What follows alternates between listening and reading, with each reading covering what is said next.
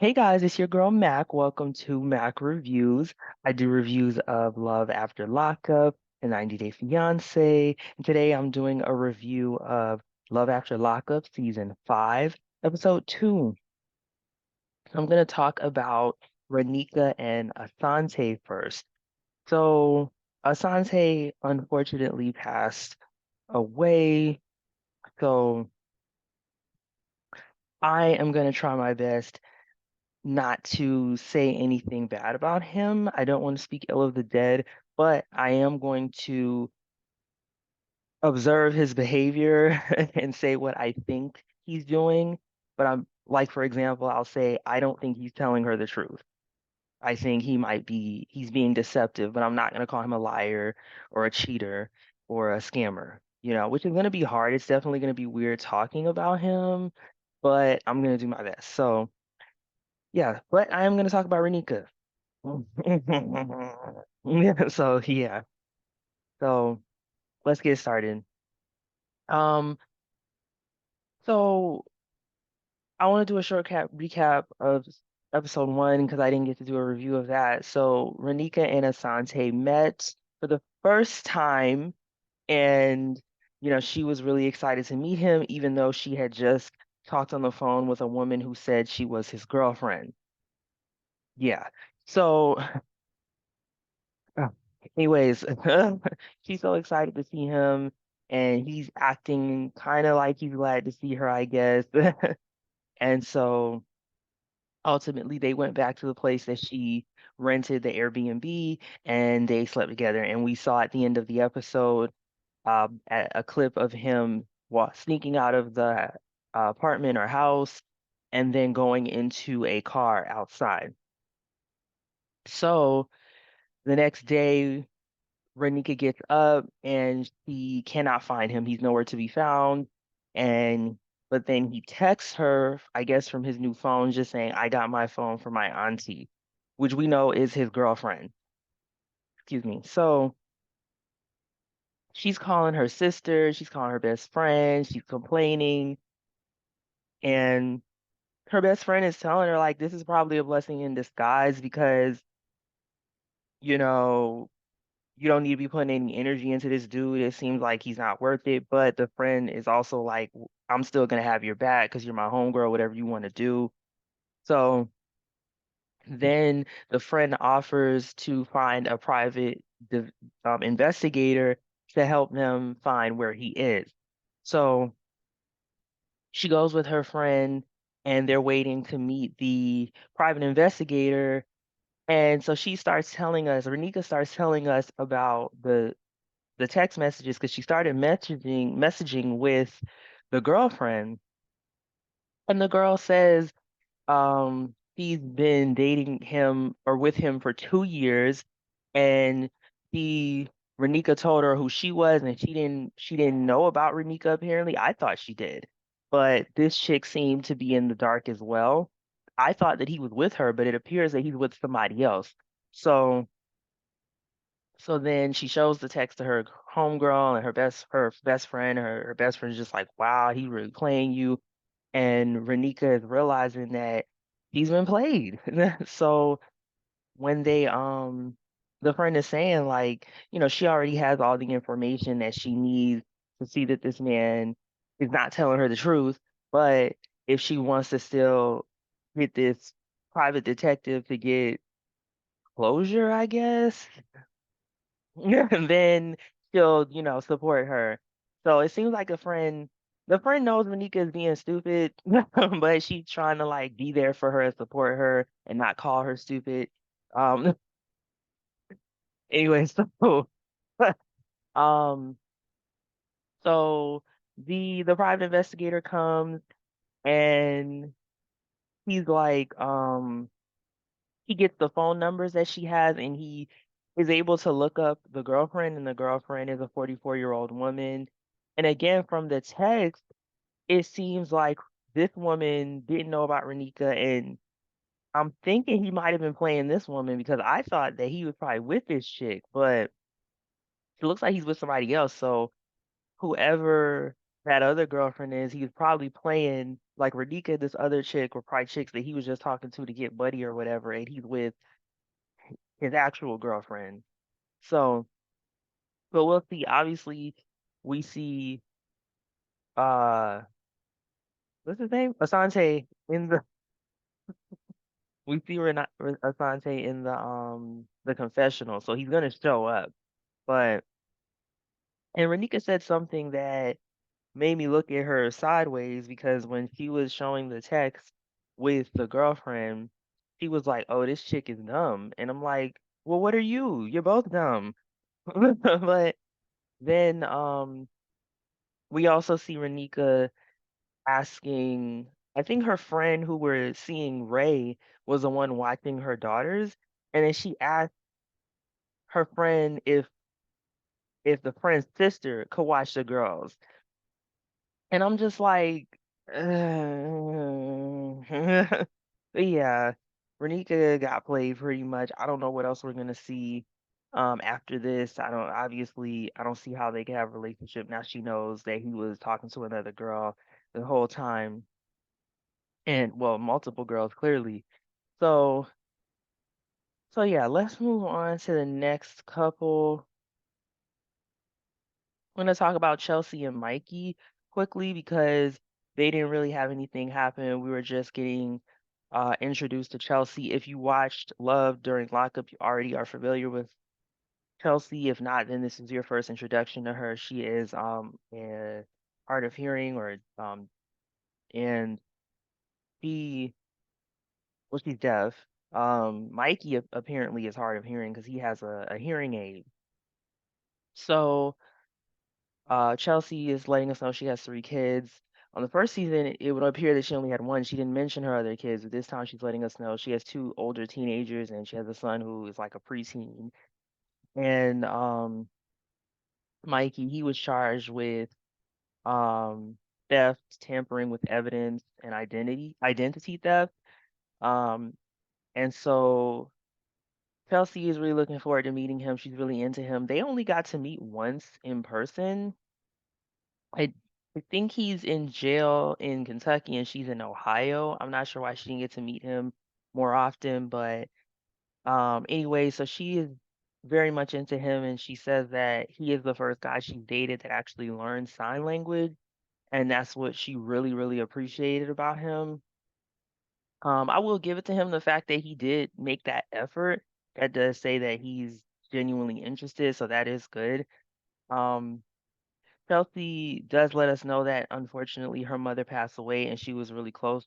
She said when she was younger, her and her mom weren't that close.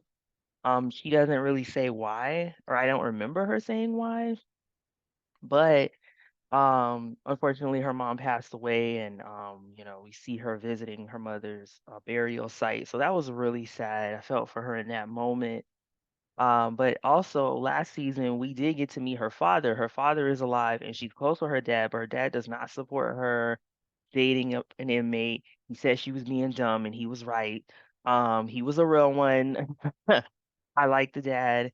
And she said that he's not talking to her. So, and I understand. I mean, I'll when he's not talking to her, I hope he's not just like not calling her at all. Like this, I'm not a parent, but just because you disagree with your children's behavior doesn't mean you just stop talking to them. So I really hope he's not just like giving her the silent treatment. Maybe he just doesn't want to talk about her relationship with Mikey. So then, um, so yeah, then she tells us that unfortunately Mikey's mother also passed away. So they kind of bonded over both going through that loss. Um, so yeah, and then we see her she's taking her son to like his wrestling match or whatever, and she's talking to her friend, and she's telling the friend that like he doesn't want to sleep with him immediately when he gets out. She's not ready for that. And it was nice to see a woman on this show say that because most of the women on this show are just ready to sleep with these dudes as soon as they get out of jail, which yeah. But I like that she's saying, no, I'm not ready for that. And that makes sense. Like he's gonna be meeting him for the first time on the outside. They need to build a relationship first. Like, why should she immediately sleep with this dude? So, I respect. her wanting to wait. So then we yeah, so that's about it actually with Chelsea and Mikey. Like I said, nothing much happened with them. Okay, next I want to talk about Sheree and Anthony. Um, Anthony's getting out. She's she's going to pick up Anthony, and she's getting ready. She's got like a hoochie outfit on. Yeah. She got a hoochie outfit on. And but this is wait, hold on. I'm getting ahead of myself. Let me go back. Let me start where we begin, which is her dancing with her son. It was cute. They were doing like a little dance video, which I thought was for TikTok, but she was sending it to what's his name? Anthony's phone. And then, oh gosh. And then so we see her talking to her son. Apparently she has brought her son to the prison to meet Anthony. So he's met Anthony, and the son seems to, I guess, like Anthony. I don't think it's appropriate to bring. I don't think it was appropriate for her to bring her son to the prison to meet Anthony. Like, not that children shouldn't come to prison because if somebody is incarcerated and they have kids and the kids want to do that, yeah, but that's not his son. Why would you even bring your son to a prison? It's not necessary. I didn't like that, but because there's a picture of the son with Anthony. So there's a couple pictures actually. And and then he said that he has him saved in his phone as Pops. And I'm like, why? He has a father. Like she tells us about how her and her ex-boyfriend were together and they had the child and they broke up. Obviously, we're gonna meet the ex because we see his face, so he agreed to appear on camera.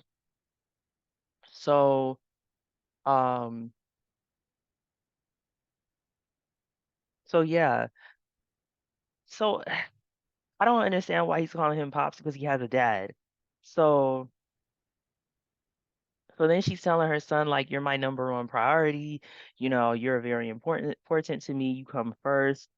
And I'm glad to hear that she said that to him, and I really hope that's how it is.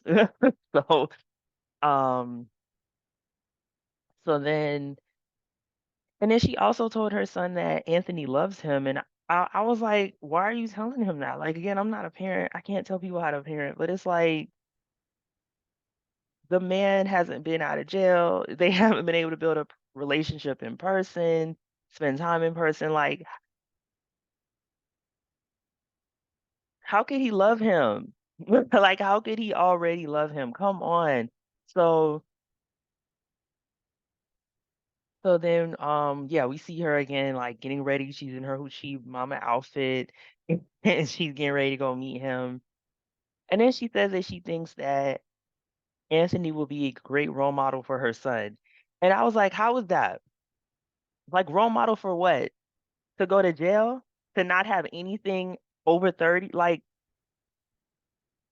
what do you mean? Role model for what? What is he modeling for him? Because it's not being a law-abiding citizen, it's not being getting an education or having a successful business or having um your own money and being a responsible person who doesn't break the laws. He's not modeling any of that. So he's a great role model for what? Going to jail, committing crimes, um being like what kind of what do you want your son to be modeling? Like clearly not anything good because that's not what Anthony is modeling for him. That was such a weird statement. I was very confused when she said that. And I was like, "Oh, so you want your son to go to jail? You want your son to be a criminal? You want your son to um not have an education or a successful business or have like a drug dealing business? That's the role model you want? That's what you want your son to do?"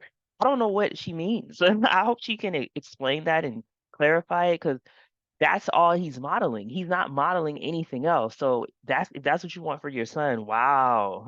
You know. Anyway, so then we hear from Anthony and he's saying that yeah, he cares about her son. Her son's name is Richie, so we can call him Richie. And he says that he thinks that her her ex, who's Richie's father, is slacking.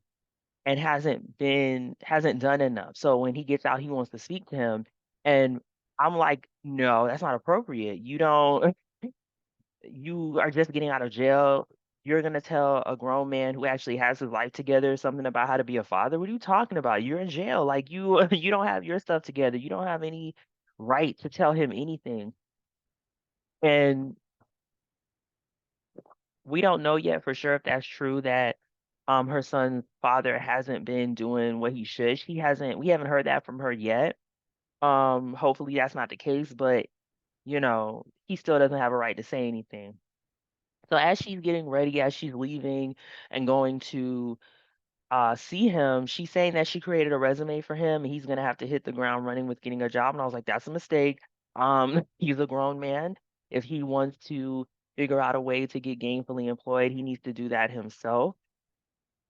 That is not your responsibility. You're not his mother. So no, not that a parent should do it either, but that he should learn how to create a resume himself if he wants to get a job, if he wants. He should, but who knows what this guy wants to do? We have to see when we meet him, see if he actually wants to do better and change his life. And I don't think that's a good idea for her to do. So that's what we saw with Sheree Anthony. We didn't actually get to meet him at the end. We just saw like that he was about to get out of the car.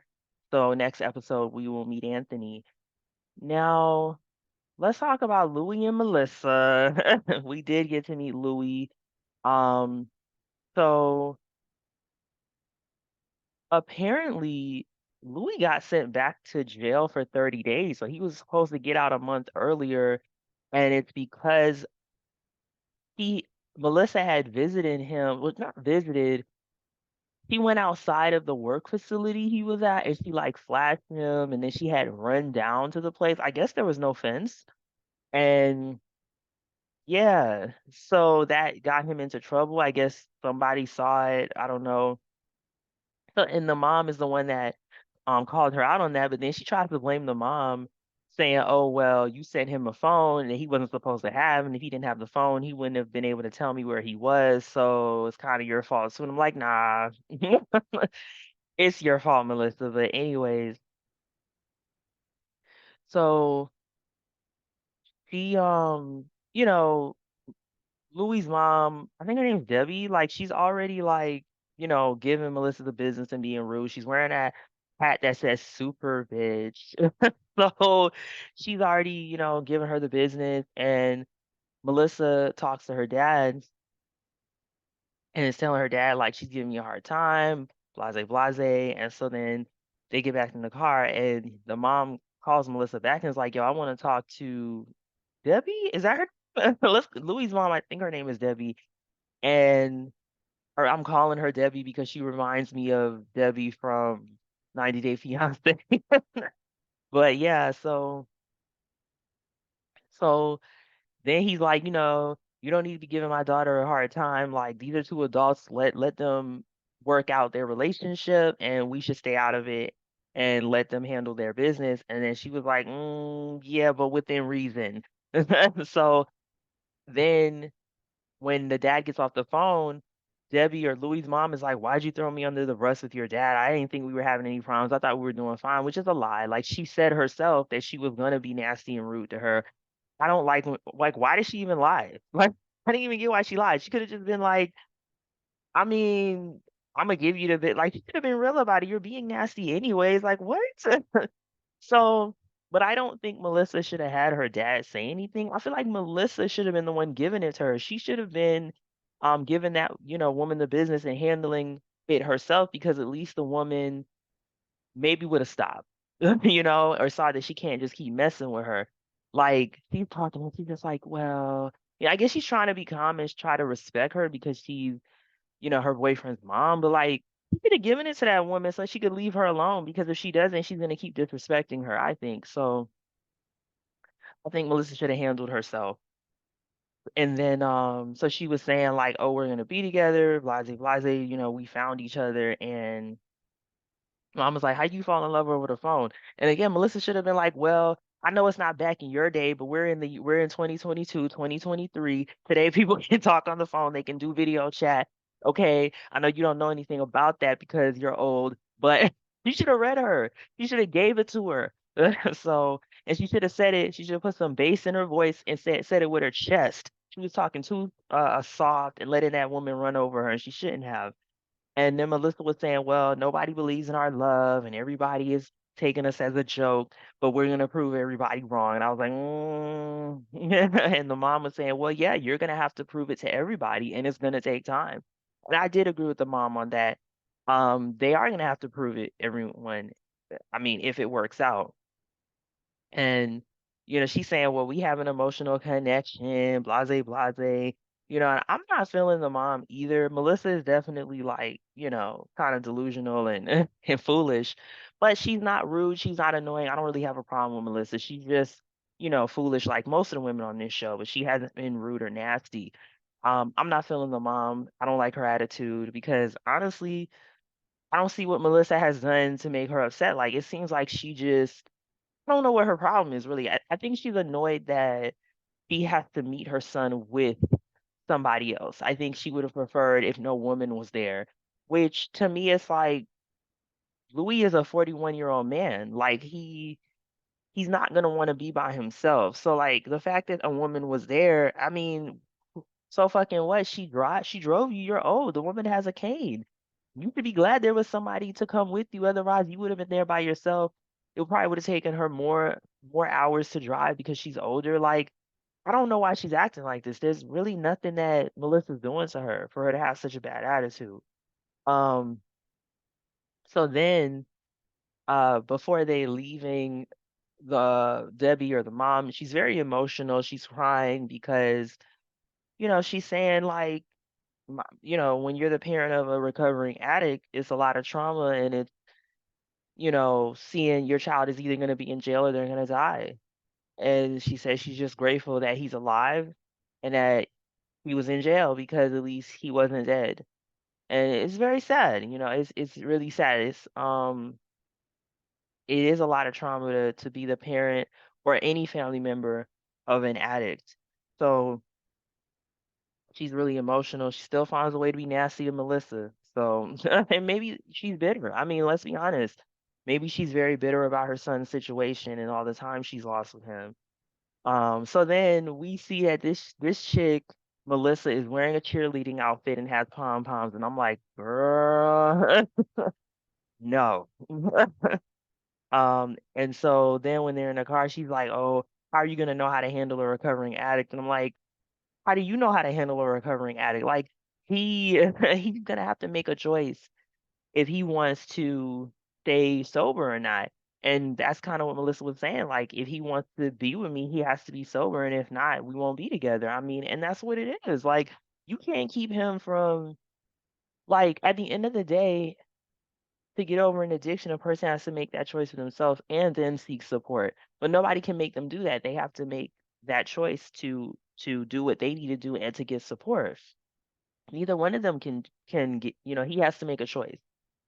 Um, but the mom is still very emotional once they get to the pickup spot, and she's crying a lot, and he was hugging both of them.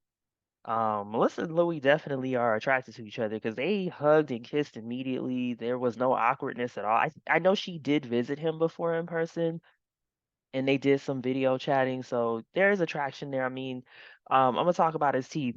So it looks like he has his bottoms, but the top it's like he had maybe 4 teeth, and the rest was gone. I was like, whoa, the rest of his top teeth are gone. Wow. So Um, yeah. So then we hear from Louis and he's saying that, he started doing drugs as a teenager. And he did a whole bunch of stuff. I mean, including prescription drugs, painkillers. He did all kinds of stuff. So then he said his last charge that got him in jail, it was robbery and assault. And he got sentenced to 10 years in jail and 10 years of probation, which is wow. It's a lot. Um, but could have been 20 years in jail, so I guess he should be thankful. Yeah. So then this chick Melissa is just not finished embarrassing herself, and She she she she takes up her pom poms and she starts doing a cheer, and I'm like, wow. And the mom is laughing at her. She was laughing at her before, and then she was just like, really, really, we gotta go. So, but he seemed to like it or whatever, and they apparently have to drive 4 hours back to the mom's house. But he's like, yo, I want to stay at the hotel. He wants to smash, and the mom was like, no, you're not gonna go to no hotel. And I'm kind of like, why? Like, why is the mom? I don't really understand. If your son wants to smash, what is your problem with that? Like, I don't get it. Anyways, so last and least, Andy and Brittany.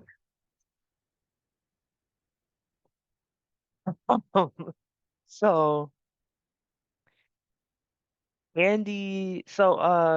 Brittany is saying she's really excited to see her kids. It's her son's birthday, so they're gonna be driving to go to the next city over to his birthday party. Um,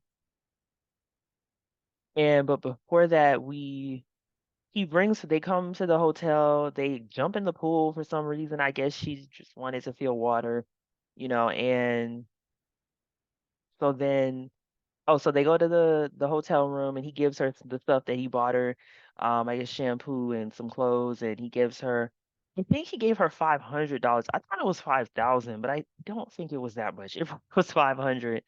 And he gave her a phone and he also got her a cake. So then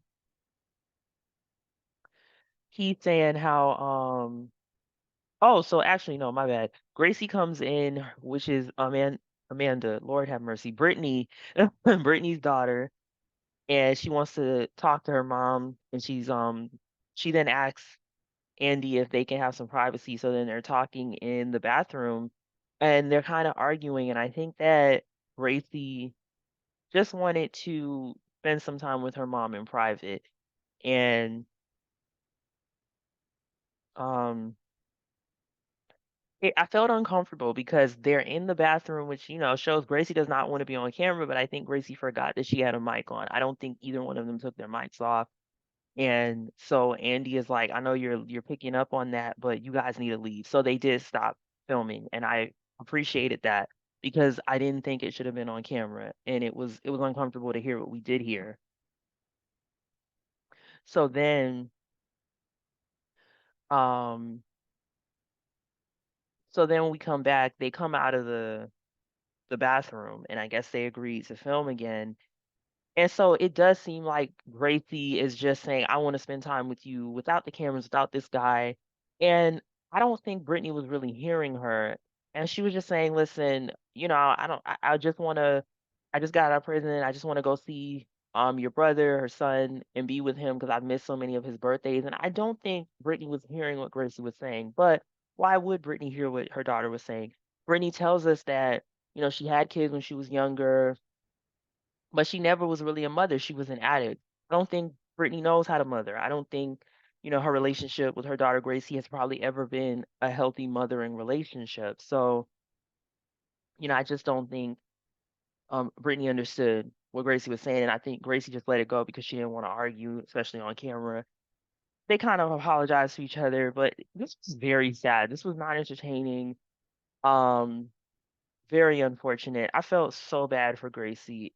I have no idea what it's like to have an addict for a parent, but it just poor thing, to be on on camera on a show and um with her mom's this random guy that she doesn't know who's her mom's boyfriend. I mean, I feel really bad for the girl. Um so so then the and I feel bad because then Brittany tells us that her kids had gone into foster care and that Gracie, since she's the oldest, I think she's 16, had to really like take care of her younger siblings and until their father got custody of them. So the father did get custody. So then they're driving to the location, I guess the next city over where um her son's birthday party is so she can go to it and see her kids. And So in the car, then in the when they get there, Andy, I guess he had bought some stuff for Brittany to give to her son, then and then like Andy is saying, oh, he feels like they could have almost been late because the conversation that Gracie was having with Brittany could have happened in the car on the way. And I'm just like, excuse you? How is she going to talk to her about that? She didn't want you and your son to hear the conversation. What are you talking about? She wanted to be with her mom in private, not with your behind. Shut up. I don't like Andy, and I feel like I'm gonna like him less and less. I mean, he's been okay, but ever since his kids put him on blast and let us know that he's a deadbeat dad, I don't like him. So he's trying to pretend he wants us to think he's a good guy, but nah, I'm not feeling him. So, so then yeah, so he, he's also saying that he wants to sleep with her. He's hoping that it can happen because apparently she's going to be moving in with him immediately, and she's concerned because she knows that that comes with expectations. And it's like, listen, girl, she said herself she wants to be with this man for stability and provision. And look, when you're doing that, when you're doing a transactional relationship, you have to hold up your end of the bargain, and I'm not saying it's right, I'm not saying it's okay, but when you want to be with a man for him to pay your bills and take care of you, you have to do something for him. So I don't know, she didn't think about, what she was going to have to do to maintain this situation, but unfortunately, that's a part of it. That's a part of what you have to do when you're doing this kind of thing where you're trying to get a man to, you're doing a transactional relationship. And it's honestly, it's fair. It's like I said, it's not pleasant, but it's what you sign up for when you do that type of thing. So, and I understand a lot of, there's women who do that. There's men now, a lot more men doing it as well. So you know, so anyways, so she's getting the stuff that he bought her to bring to her kid's party, and then she tells him that him and his son can't come in. And I think it is appropriate for them not to come in. I don't think it was right for her to force her kids to meet this random dude that she just met in person to I don't think that would have been appropriate or fair to the kids. But somebody online, I was online looking at some reviews, and some people were also saying she could have told him ahead of time about that. And that's valid as well. She could have. And why didn't she? Maybe, because I don't know, I guess she wanted to get the stuff from him. Like she thought if she told him he couldn't come in, maybe he wouldn't have bought the stuff. It's possible that it was manipulative. I don't know. But regardless, I do think that it was right to tell him not to come in. Now, somebody also was saying online that apparently the daughter Gracie had posted on Facebook that he and his son eventually did come in, which I don't think that should have happened. Um, when she told him, "You guys can stay out here," she said it was gonna be 2 hours, and I'm like, "Wait, what? This guy was gonna sit here for 2 hours? Why wouldn't he just leave and come back? Leave with his son and go do something and come back?" Like, and the fact that he even has his son with him doing this is crazy. So yeah, we're gonna see what happens with these two. I don't even think Brittany really likes Andy, but she's dealing with him because, she thinks he can provide for her, and he probably is willing to do that. So we'll see what happens with them. Um, this season's off to a good start. Next week we're gonna meet Anthony. We're probably gonna meet Mikey. Who else did we meet? We didn't see Key Rock and Brittany, the other Brittany, this episode, but we'll see them next week as well. I think that's all the couples that we'll be meeting. There might be another couple. I think there's 6 couples. There might be another couple we haven't met yet. So we'll see. But thank you for listening, guys. Um, I'm gonna be doing 90 Day Fiance tomorrow, the tell all for before the 90 days is airing. So I'm gonna review that. And yeah, thanks again for listening, guys. If you are watching on YouTube, like, comment, and subscribe. If you're listening to the podcast, give me 5 stars or at least 4. Bye.